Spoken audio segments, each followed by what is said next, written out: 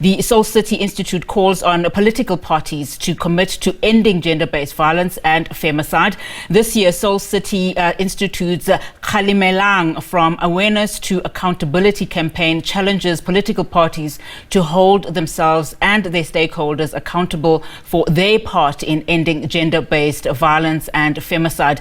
Now, let's discuss this further. Phinah Kodisang is the Chief Executive of Soul City Institute for Social Justice. Phinah, thank you so much for your time, ma'am, this afternoon.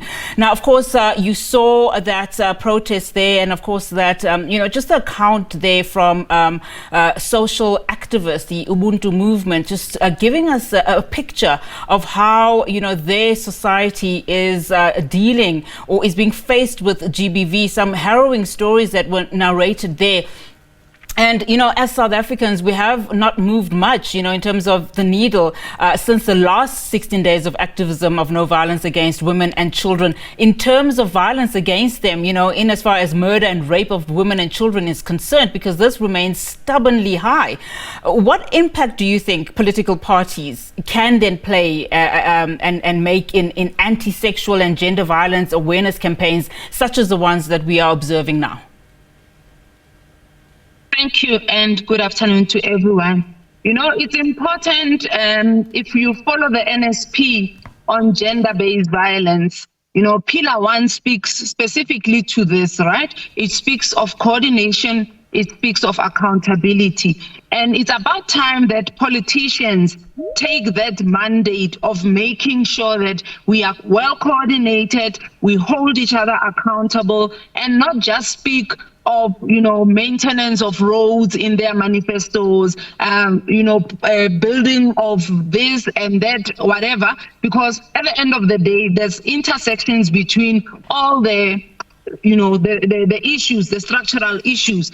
If we don't have lighting, of course, it puts women at more risk, it makes them more vulnerable. So we need to hear from them. What do they understand about gender-based violence? Also, what do they commit to do, when they are seeking our votes?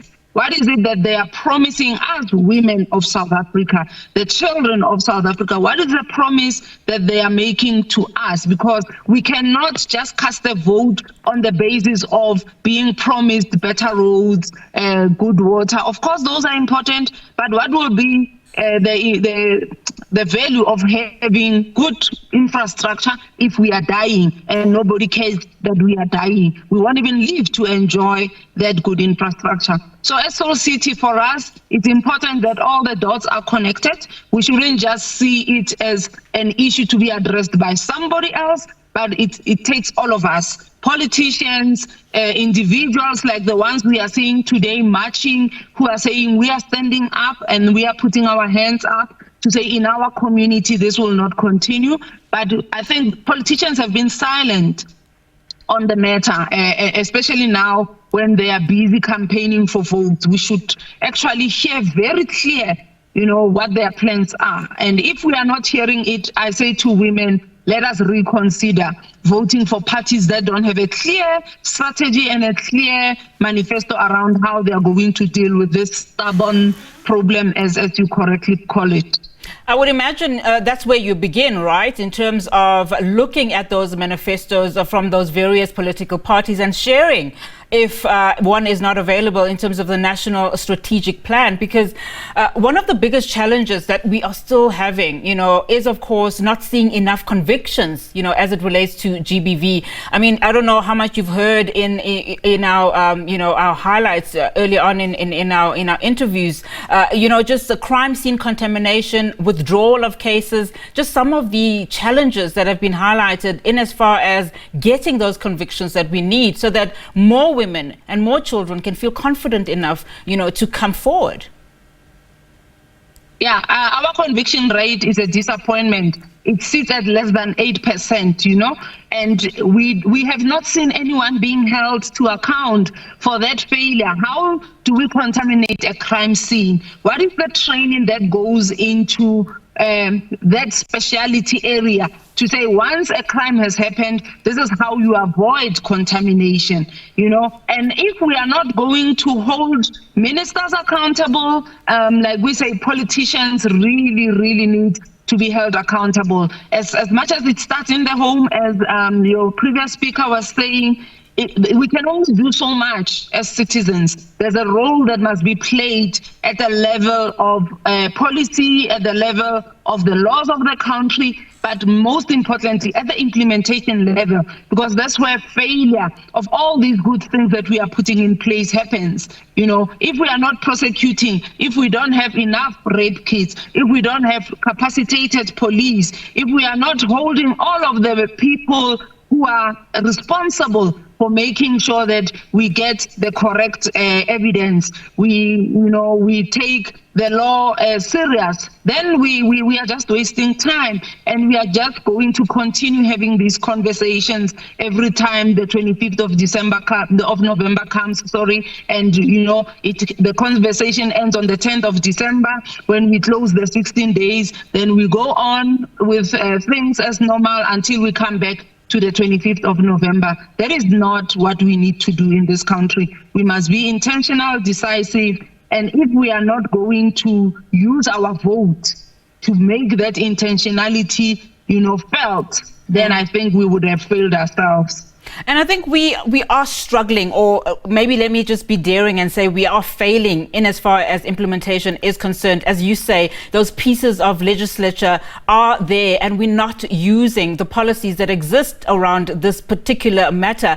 The president addressing the men's conference in Pretoria was saying and calling on the continent, saying that we must do away with patriarchy and traditional norms where women and girls are not respected. I mean, if we are failing at implementation level, so surely we should be taking a couple of steps back and saying, how do we entrench what the president is saying and what his government is meant to implement at schools?